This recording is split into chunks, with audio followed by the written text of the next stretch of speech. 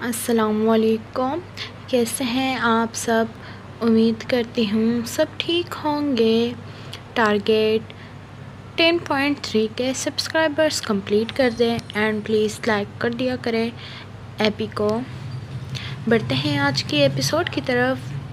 اسیر طلب از قلم ہبہ خان، قسط نمبر 13۔ عروہ نے ایک نظر لان کی دیوار پر ماری تھی جو اونچی تھی، اور دوسری نظر اس نے دروازے پر ماری جہاں سے نکلنا تقریباً ناممکن ہی تھا، کیونکہ محلے کی عورتوں نے آنا شروع کر دیا تھا۔ اس وقت دوپہر کا ٹائم تھا، سب محلے والے اپنے اپنے گھروں میں تھے، لیکن کچھ عورتیں جو اس کی تائی کے ساتھ شاید مدد کروانے آئی تھی، اس لیے وہ جلدی آ گئی تھی۔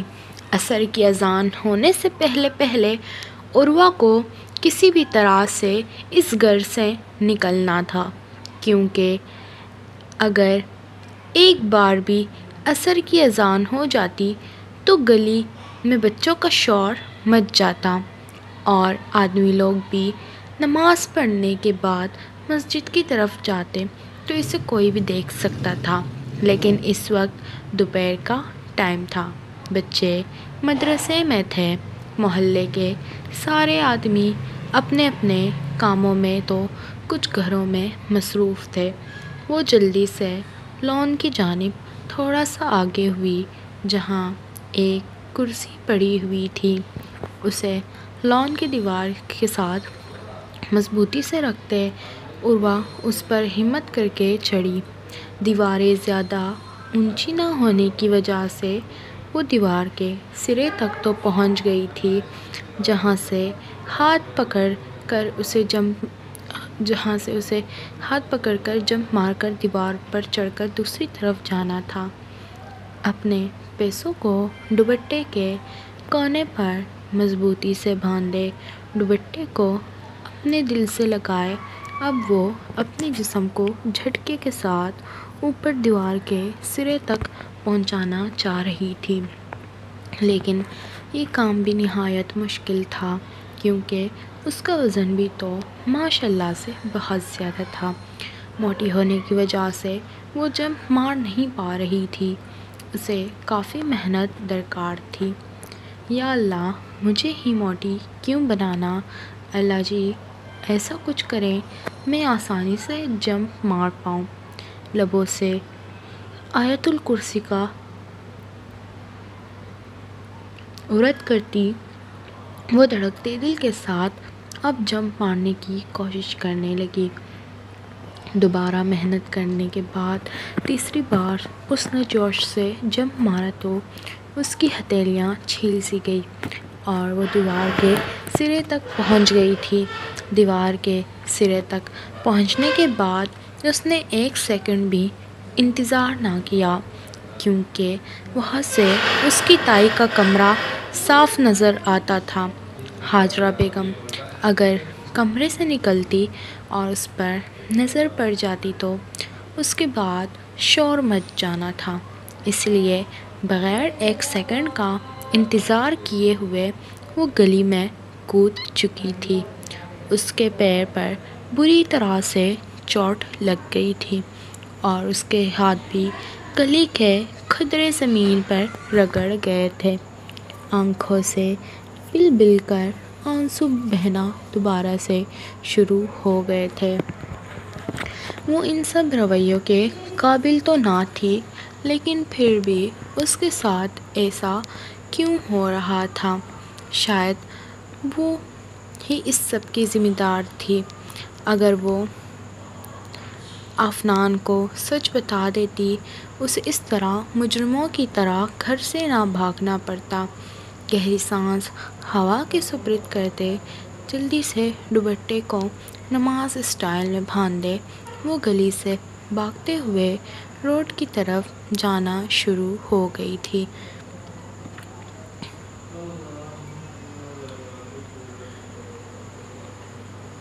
چہرے کو پھر بھی اس نے اچھی طرح اپنے دوپٹے سے ڈھک رکھا تھا۔ گلی اس وقت سنسان پڑی تھی، اس لیے وہ آسانی سے سب سے منہ چھپاتی بھاگ رہی تھی، جو شام کے وقت ناممکن ہوتا۔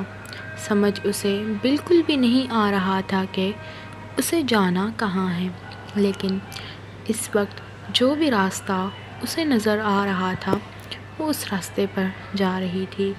بس کسی بھی طرح وہ اس گھر سے بہت زیادہ دور نکلنا چاہتی تھی، تاکہ اس گھر سے اس کا رشتہ ناتا واسطہ سب ختم ہو جائے۔ لیکن آفنان اگر آیا تو تائی اسے کیا بولے گی؟ وہ گھر سے بھاگ گئی۔ آفنان کا مان بھروسہ ختم ہو جائے گا۔ مجھے ایسا نہیں کرنا چاہیے، دل سے ایک بار پھر آواز آئی۔ وہ اپنی جگہ رک گئی، قدم آگے بڑھنے سے انکاری تھے۔ لیکن اگر میں واپس گئی، تائی مجھے کہیں کا نہیں چھوڑے گی، میری شادی ہو جائے گی، پھر میں اس دلدل سے شاید کبھی نہیں نکل پاؤں گی۔ لیکن بھائی، یا اللہ پاک مجھے معاف کر دینا، بھائی آپ جہاں بھی ہیں مجھے معاف کر دینا۔ اپنے آنسو ہتھیلیوں سے صاف کرتے وہ گہرے گہرے سانس لے رہی تھی۔ چلا بالکل بھی نہیں جا رہا تھا، دل کی دھڑکنیں زوروں سے دھڑک رہی تھی۔ بھاگتے بھاگتے وہ بہت دور نکل آئی تھی، اور اس راستے پر صرف اور صرف ایک بس اسٹینڈ تھا۔ شکر ادا کرتے ہوئے وہ بس اسٹینڈ کے پاس جا کر کھڑی ہو گئی، اور بہت سارے لوگ تھے جنہیں دیکھ کر اس کا دل پرسکون ہو گیا تھا کہ چلو کوئی نہ کوئی تو ہے۔ کچھ ہی دیر میں بس اسٹینڈ پر رکی، کچھ لوگ اس میں سوار ہونے لگے۔ عروہ بھی جلدی سے نظریں بچاتی اس میں جا کر بیٹھ گئی تھی، لیکن اسے بالکل بھی پتہ نہیں تھا کہ یہ بس کہاں جانے والی ہے، اور وہ اس بس میں سوار بھی ہو گئی تھی۔ اب نہ جانے اسے زندگی کس موڑ پر لے کر جانے والی تھی، یہ تو اس بس کے رکنے پر ہی پتہ چلنا تھا۔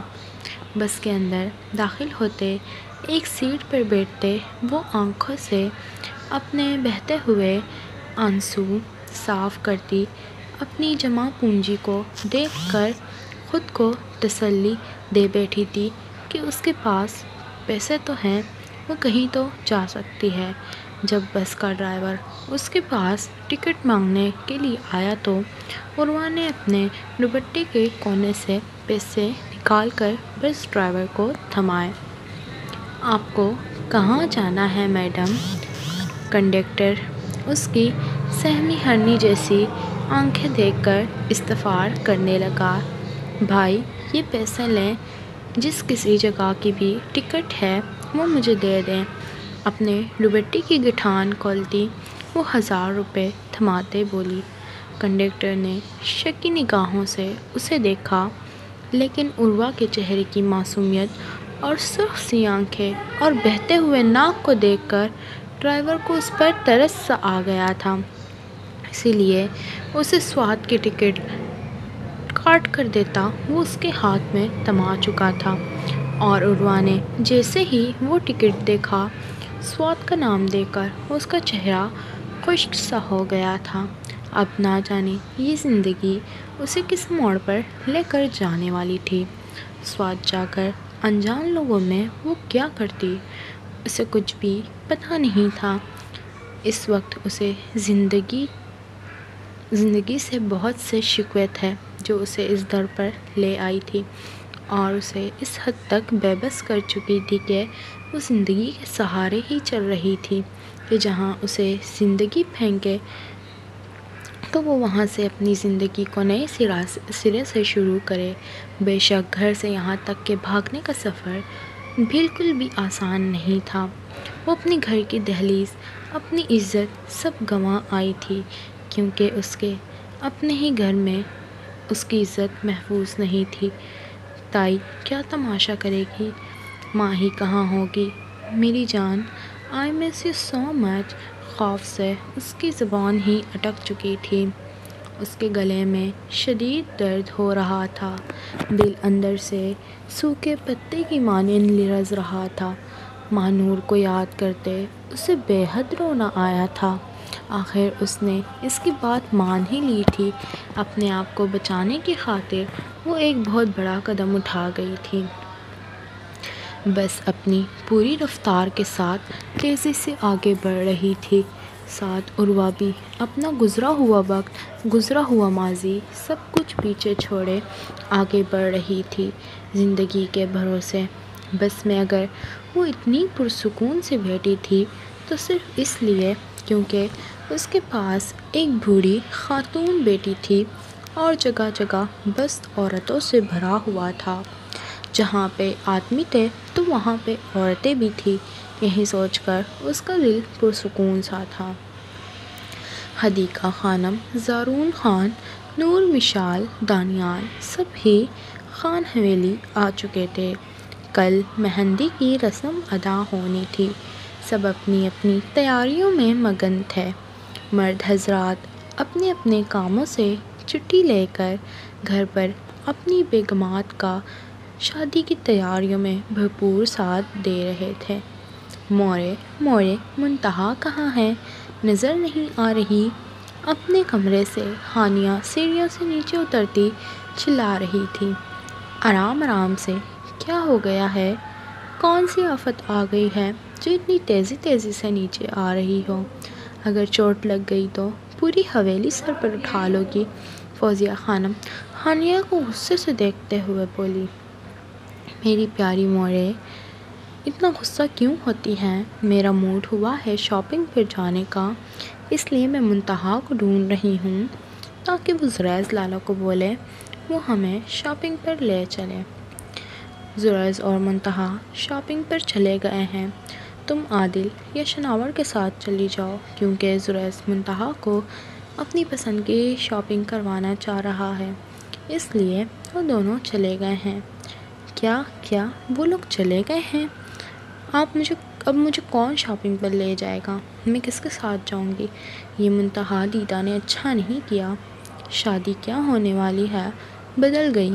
چلو کوئی نہیں، میں ایان لالا اور ختیجہ کے ساتھ چلی جاؤں گی۔ میری گڑیا کس بات پر ناراض ہو رہی ہے؟ شناور خان صوفے پر بیٹھتے ہانیہ کو اپنے قریب کرتے بولا۔ لالا، مجھے زریز لالا کی شاپنگ پر آپ مجھے ساتھ لے جائیں۔ ہاں کیوں نہیں لالا کی جان، آج ہی لے جاؤں گا۔ ابھی میں کچھ کام سے باہر جا رہا ہوں اور تم تیار ہو جاؤ، میں 1 گھنٹے میں واپس آ کر لے جاؤں گا۔ یہ ہوئی نہ بات لالا، یہاں پر کوئی مجھ سے پیار نہیں کرتا سوائے آپ کے۔ ہانی نے منہ بنا کے شناور خان کے کندھے پر سر رکھا۔ فوزیہ بیگم اور رضوانہ بیگم ہانیہ کی بات پر مسکرانے لگے۔ بہت ہی کوئی ڈرامے باز تھی، لیکن تھی تو لاڈلی۔ چھوڑو مجھے کمینے، اپنی کلائی لیو کے ہاتھ سے چھڑواتے امنہ غصے سے گھرائی تھی۔ سفید جینز کے ساتھ سفید ٹراؤزر پہنے، چہرے پر ہلکا ہلکا میک اپ کیے وہ بے حد خوبصورت لگ رہی تھی۔ Give me a kiss baby, then I will leave. ایک کس دے دو بیبی، پھر چھوڑ دوں گا۔ اپنے لبوں کو زبردستی اس کے لبوں پر رکھنے کی کوشش کرتے لیو اسے کس کرنا چاہ رہا تھا۔ چھوڑو مجھے غلیظ انسان، آمنہ نے ایک ہی جھٹکے میں غصے سے اسے خود سے دور جھٹکا تھا۔ یو بچ، دور رہو مجھ سے کمینے۔ ماتھے پر تیور لائے وہ گھرا کر بولی۔ Now see what I do to you. لیو غصے سے چلاتا آمنہ کو بازو سے تھامنے اس پر اپنی گرفت سخت کر گیا۔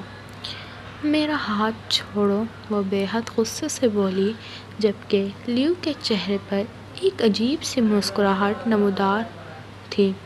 آمنہ کو شدید گھبراہٹ ہونے لگی، اسے لیو کے ارادے بہت خطرناک لگ رہے تھے۔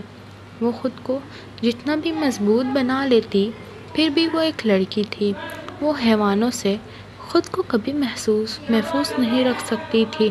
پچھلے گزرے واقعے کے بعد اس نے 2 دن سے ڈرنک نہیں کی تھی۔ ابھی بھی وہ بس جلدی اپنی ڈیوٹی کر کے گرینڈ ماں کے پاس جانے کے لیے بے تاب تھی۔ کس می بیبی، لیو اپنے ہاتھ سختی سے اس کی کمر کے گرد باندھے اپنی جانب کھینچتے بولا۔ اپنی ہیل والے پیر وہ زور سے لیو کے پیروں پر رکھ گئی، جس سے لیو نے اپنی گرفت سے اسے آزادی بخشی۔ لیو کو درد سے قہراتے دیکھ وہ وہاں سے بھاگی تھی۔ لیو کو غصے سے چلا کر اپنے پیچھے آتے دیکھ وہ بائیں جانب مڑتی، ایک روم کا دروازہ کھولتی، جھٹ سے اس میں بند ہو گئی۔ دروازہ بند کر کے اس نے ٹیک لگا کر اپنا سانس بحال کرنے کے لیے پیچھے مڑی، جب سانسیں ایک بار پھر سینے میں اٹک چکی تھیں۔ صوفے پر لیٹا حسام خان شرٹ لیس اپنے لیپ ٹاپ پر کچھ ٹائپنگ کر رہا تھا۔ دروازہ زور سے بند ہونے کی آواز پر اپنی نظریں اٹھائے اس نے دروازے کی جانب آمنہ کو دیکھتے ماتھے کی رگیں ابھر آئیں۔ اس کے چوڑے سینے پر مردانہ بالوں کو دیکھتے وہ جلدی سے نظریں پھیرتی پھر سے دروازے کی طرف رخ کر گئی۔ یہاں کیا کر رہی ہو؟ وہ سرخ آنکھوں سے اسے دیکھ کر لیپ ٹاپ سائڈ پر رکھتے شرٹ پہنتے غصے سے بولا۔ اس کی آواز سنتے آمنہ اپنی جگہ سے اچھلی تھی۔ پلیز شرٹ پہن لو۔ پہن لی ہے، وہ ناگواری سے بولا جب آمنہ نے اس کی جانب اپنا رخ پلٹا۔ یہاں کیا کر رہی ہو؟ کس کی اجازت سے بنا دستک دیے میرے بکنگ کیے روم میں آئی؟ وہ چلتا ہوا آمنہ کے پاس آیا تھا۔ حسام خان کو بالکل بھی حیرت نہیں ہوئی تھی۔ وہ اچھے سے جانتا تھا اس لڑکی کا یہاں ملنا ناممکن سی بات ہے، لیکن آمنہ کو ضرور حیرت ہوئی تھی پاک صاف آدمی کو کلب میں دیکھ کر، لیکن بیچاری اس وقت مجبوراً ڈر کے باعث کچھ بول نہیں پا رہی تھی، ورنہ اس کا دل چاہا اس آدمی کا منہ نوچ لے جس نے اس کے ماں باپ کی تربیت پر انگلی اٹھائی تھی۔ آمنہ اس کی اتنی نزدیکی پر گھبرا گئی۔ مجھے 5 منٹ دو، صرف 5 minute, please, it's my request, میں چلی جاؤں گی، پلیز۔ آمنہ زور سے اپنے لب کاٹتے ہوئے گھبراہٹ سے بولی۔ گیٹ آؤٹ، وہ گھررایا۔ پلیز نہیں۔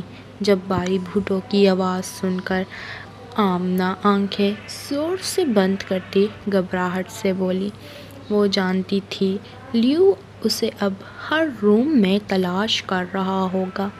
اگر اسے پتہ ہوتا ایک ڈرنک پلانے کی قیمت لیو اس سے اس کی عزت چھین کر لے گا، وہ کبھی اس کا یہ قرض نہ رکھتی۔ قدموں کی آواز اب بالکل قریب تھی، بے حد قریب۔ آمنہ کی آنکھیں پھیلی تھیں۔ حسام خان نے غور سے اس کے چہرے پر آتے جاتے پریشانی اور گھبراہٹ کے آثار کو دیکھا۔ اس سے پہلے حسام مزید کچھ کہتا آمنہ جھٹ سے اس کے گلے لگ کر دروازے کے پیچھے چھپ گئی۔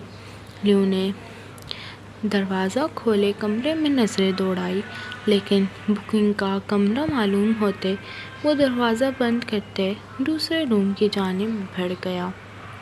وہ زور سے آنکھیں بند کرتی اس کے گلے لگی ہوئی تھی۔ حالت بالکل پتلی ہو رہی تھی۔ پہلی دفعہ وہ کسی مرد کے گلے لگی تھی، وہ بھی ایسے شخص کے وہ اس کے سامنے پہاڑ لگ رہا تھا۔ اس اچانک افتادت پر حسام کو بالکل بھی سمجھ نہیں آیا آخر ہوا کیا۔ اسے تو بس اپنے دل میں دھڑکتا دوسرا دل محسوس ہو رہا تھا۔ ایک عجیب سی فیلنگز پورے جسم میں سرایت سی کر گئی تھی۔ یہی حال آمنہ کا تھا۔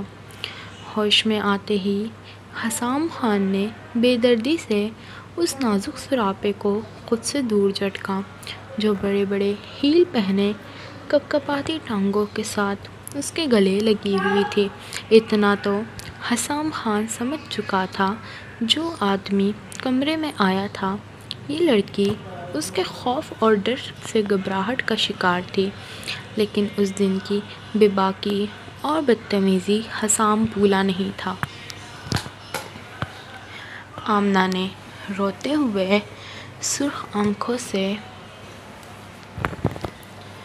کھڑے شخص کو دیکھا جس سے قسمت نے اسے آج دوسری بار ملوایا، اور دونوں بار ہی ایسے کہ کوئی بھی اچھا مرد ہوتا وہ اسے ڈس لائک ہی کرتا۔ وہ اپنی گردن اٹھا کر اس کی سرخ آنکھوں میں دیکھ رہی تھی۔ آئندہ کسی کے بھی روم میں جانے سے پہلے اجازت ضرور مانگنا۔ اسے بازو سے تھامے بنا بات سنے حسام خان نے دروازہ کھولتے اسے باہر دکھا دیا تھا۔ ایک نظر اسے دیکھتے وہ دھڑام سے دروازہ بند کر گیا تھا۔ آمنہ سیدھی زمین بوس ہوئی۔ زمین پر لگنے کی وجہ سے اس کی کہنی رگڑ گئی تھی۔ اپنے آنسو صاف کرتے اس نے اٹھ کر زور سے اپنے ہیل والے پیر دروازے پر مارے۔ ایڈیٹ، بزدل انسان، مر جاؤ تم بندر کے منہ والے! اپنے آنسو صاف کرتی وہ غصے سے دروازے کو گھورتی کلب سے گھر نکلنے کی تیاری کرنے لگی۔ اس نے فیصلہ کر لیا تھا اب وہ یہ جاب چھوڑ دے گی۔ اس لیے اپنے لیے ڈائن کی زبان سے نکلتے الفاظوں کو سنتے حسام خان کے لبوں پر مدھم سی مسکراہٹ رنگی۔ اس کا دل ابھی بھی زوروں سے دھڑک رہا تھا اپنے ساتھ لپٹے نازک سراپے کو محسوس کر کے، لیکن وہ لڑکی اس کے لیے نامحرم تھی جس کو سوچنا فضول تھا۔ گڑیا! ایک لمبی تہمت باندھے ایان خان نظریں جھکا کر اسے پکارنے لگا، جو اسے دیکھتی اپنے نظریں پھیر چکی تھی۔ مجھے آپ سے بات نہیں کرنی، خود کو لالا کہنے سے باز رکھتی بولی۔ ناراض ہو مجھ سے؟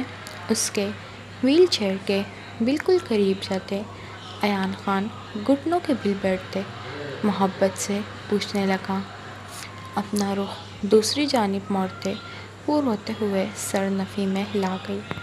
میں آپ کو لالا مانتی ہوں، پلیز گھر والوں سے بات کریں، میرے ساتھ اور آپ کے ساتھ اتنا بڑا ظلم نہ کریں، وہ نم لہجے میں کہتی ایان خان کا دل چیر گئی۔ اپنے چہرے پر پریشانی سے ہاتھ پھیرتے ایان خاموشی سے اس کے چہرے کو دیکھنے لگا۔ کیا آپ راضی ہیں ختیجہ؟ اس کی خاموشی کو دیکھتے ہوئے اداسی سے بولی۔ ایان خان ہلکا سا سر کو جھپشن دیتے ہاں میں سر ہلا گیا، جسے دیکھتے ختیجہ اپنا چہرہ ہاتھوں میں چھپائے بے تحاشا رو دی تھی۔ رو کیوں رہی ہو گڑیا؟ کیا تمہیں میں پسند نہیں؟ اپنی آنکھوں میں آئی نمی کو پیچھے دھکیلتے ایان خان دھڑکتے دل کے ساتھ پوچھنے لگا۔ ختیجہ نفی میں سر ہلا گئی۔ پھر میں کیا سمجھوں تمہارے رونے کا مطلب؟ آپ بھی تو مجھے اپنی گڑیا سمجھتے ہیں، پھر ہم کیسے اس رشتے میں بندھ سکتے ہیں؟ آپ سمجھ کیوں نہیں رہے؟ جب نکاح ہو جائے گا تو میں تمہارے سارے سوالوں کے جواب مل جائیں گے۔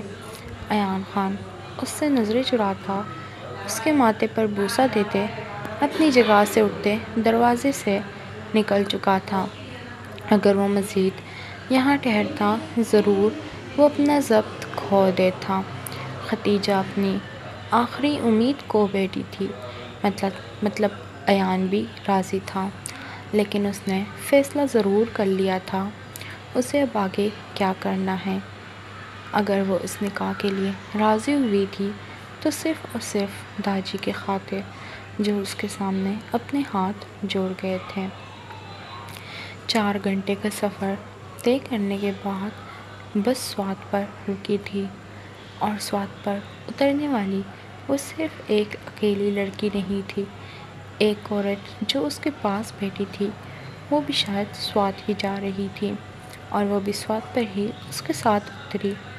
اس کا دل پرسکون تھا کہ وہ بڑی عمر کی عورت اس کے پاس تو تھی کم از کم، لیکن اس عورت کا اسے ایک ہاتھ تک نظر نہیں آ رہا تھا، کیونکہ وہ سوات کے مخصوص ٹوپی والے برقعے میں ملبوس تھی۔ سوات کی سرزمین پر قدم رکھتے تیز ہوا کے جھونکے نے اس کا استقبال کیا تھا۔ عروہ کا دوپٹہ تیز ہوا کے باعث اس کے سر سے نیچے ڈھلکا، جسے وہ دوبارہ سے ترتیب سے خود پر سیٹ کر گئی۔ دوسری عورت جو اس کے ساتھ تھی، شاید وہ ان سب کی عادی تھی، تبھی تو اس ہوا نے اس کا کچھ بھی نہیں بگاڑا تھا۔ اس عورت کے بالکل پاس جا کر عروہ سڑک کے کنارے جا کر کھڑی ہو گئی۔ اب اسے بالکل سمجھ نہیں آ رہا تھا کہ آگے وہ کیا کرے۔ اس سنسان روڈ پہ اور رات بھی ہونے والی تھی۔ اس وقت شام کے 7 بج رہے تھے۔ اب تک تو سب گھر والوں کو پتہ چل گیا ہوگا کہ وہ بھاگ گئی ہے۔ تائی نے کافی واویلا بھی مچایا ہوگا، اور ان کا وہ پاگل بیٹا پتہ نہیں وہ کیا کر رہا ہوگا۔ بہت ساری سوچیں اس کے دماغ میں گرمٹ ہو رہی تھی۔ اسے سمجھ نہیں آ رہا تھا کہ اب وہ آگے کیا کرے گی، زندگی اسے آگے کیا کیا کروائے گی۔ السلام علیکم آنٹی، بہت ساری ہمت جمع کرتے ہوئے عروہ نے اس عورت کی طرف رخ موڑتی اسے بازو سے ہلا کر سلام کرتی اپنی طرف متوجہ کر گئی تھی۔ وہ عورت جو کب سے عروہ کو ہی غور سے دیکھ رہی تھی، اس کے متوجہ کرنے پر رخ موڑ کر سلام جواب دیتی۔ تمہارے کو کیا ہوا بچے؟ یہ چہرہ کیوں سرخ ہو رہا ہے؟ کہاں کو جانا ہے؟ اس عورت کا لہجہ نہایت ہی نرم سادہ تھا۔ میری مدد کرے خدا کے لیے پلیز۔ ہم تمہاری کیسا مدد کر سکتا ہے بچے؟ تم ہمارے کو بتاؤ تم رو کیوں رہا ہے؟ وہ عورت ٹوٹی پھوٹی اردو بولی۔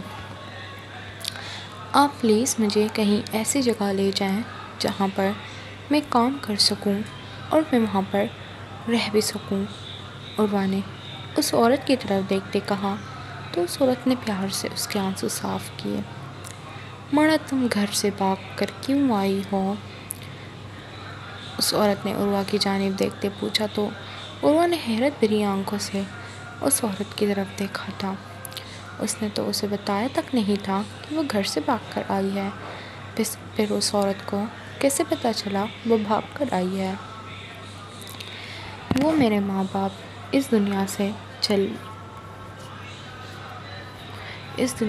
گئے ہیں۔ میں اپنی تائی کے ساتھ رہتی تھی، اور میری تائی اپنے پاگل بیٹے سے میرا نکاح کروانے والی تھی، اس لیے میں گھر سے بھاگ کر آئی ہوں۔ عروہ نے مختصر سے انداز میں شائستہ خاتون کو ساری بات بتائی۔ کیا آپ مجھے اپنے گھر میں رہائش دے دیں گی؟ عروہ نے التجائی نظروں سے شائستہ خاتون کو دیکھا۔ بچہ، میں تجھے اپنے گھر میں نہیں رکھ سکتا۔ میرا بچہ لوگ بڑا سخت ہے، بڑا سوال کرے گا میرے سے۔ میں تجھے اپنے ساتھ خان صاحب کے حویلی لے جاتا ہوں، جہاں میرا گزارا ہوتا ہے تیرا بھی ہو جائے گا۔ میں ادھر ہی نکسے میں رہتی ہوں، تو بھی رہ لینا ساتھ۔ خان صاحب بڑا رحم دل ہے، بڑی خانم تیرے کو بھی میری طرح کام پر رکھ لے گی۔ آپ وہاں کیوں رہتی ہیں آنٹی؟ اپنے گھر کیوں نہیں؟ عروہ کو اس بات کی سمجھ نہیں آئی کہ ان کا اپنا گھر ہے تو پھر وہ نکسے میں کیوں رہتی ہے، اس لیے پوچھ بیٹھی۔ میرا بیٹا لوگوں پر میں بوجھ ہوں، اسی لیے وہ میرے کو گھر پر نہیں رکھتے۔ بڑی خانم بہت اچھی ہے، میری مجبوری سمجھ کر انہوں نے میرے کو نکسے میں رہنے کی اجازت دے دی ہے۔ میرے ساتھ 2 اور نوکرانی بھی رہتا ہے۔ عروہ کی آنکھوں میں موٹے موٹے آنسو آئے۔ واقعی ایک ماں باپ اپنے 1000 بچوں کو اکیلے پال سکتے ہیں، لیکن اولاد کبھی بھی ماں باپ کو اکیلے نہیں پال سکتے۔ مجھے بھی وہاں کام دلوا دے پلیز۔ میں بھی حویلی جا رہا ہے۔ چل ٹھیک ہے، تو بھی میرے ساتھ چل، میں بڑی خانم کو کہہ کے تیرے کو کام دلواتی ہوں۔ شائستہ خاتون اپنے بوڑھے ٹانگوں سے آہستہ آہستہ سے سڑک کے کنارے چلتی حویلی کی طرف کا رخ کر رہی تھی۔ ساتھ ہی ساتھ وہ اپنے پیچھے عروہ کو بھی آنے کا اشارہ کر رہی تھی۔ آپ کے پاس کوئی عبایا ہے جس سے میں اپنے وجود اور چہرے کو ڈھانپ سکوں؟ عروہ نے جھجکتے ہوئے شائستہ خاتون سے کہا تو شائستہ نے اپنے ہاتھ میں پکڑے تھیلے سے کالا سا بڑا دوپٹہ نکال کر اسے دیا۔ عروہ نے شکریہ ادا کرتے ہوئے ان سے وہ دوپٹہ لیا اور اپنے چہرے کے گرد مضبوطی سے باندھ لیا تھا۔ یہاں پہ کسی کو بھی اپنا چہرہ نہیں دکھانا چاہتی تھی، اس لیے اس نے نقاب کرنا ہی بہتر سمجھا۔ اب شائستہ خاتون اور عروہ دونوں حویلی کی طرف چل پڑے تھے۔ دور سے ہی حویلی کی اونچی اونچی دیواریں لائٹوں کی وجہ سے جگمگ کرتی خوبصورت سا نظارہ پیش کر رہی تھی۔ اتنی بڑی حویلی میں کام کرنے کا سوچ کر ہی اس کے پسینے چھوٹ رہے تھے۔ ایسا نہیں تھا کہ وہ بہت آلسی تھی، کام تو وہ اپنے گھر میں بھی کرتی تھی، لیکن ان کا گھر تو چھوٹا تھا۔ حویلی اتنی بڑے مقدار میں اتنی بڑی تھی کہ عروہ کا دل ابھی سے گھبرانے لگ گیا تھا۔ جاری ہے، امید کرتی ہوں ایپی پسند آئی ہوگی۔ پسند آئے تو لائک اور کمنٹ کر کے اپنے پیار کا اظہار کرنا نہ بھولیں۔ ملتے ہیں نیکسٹ ایپیسوڈ میں۔ اللہ حافظ۔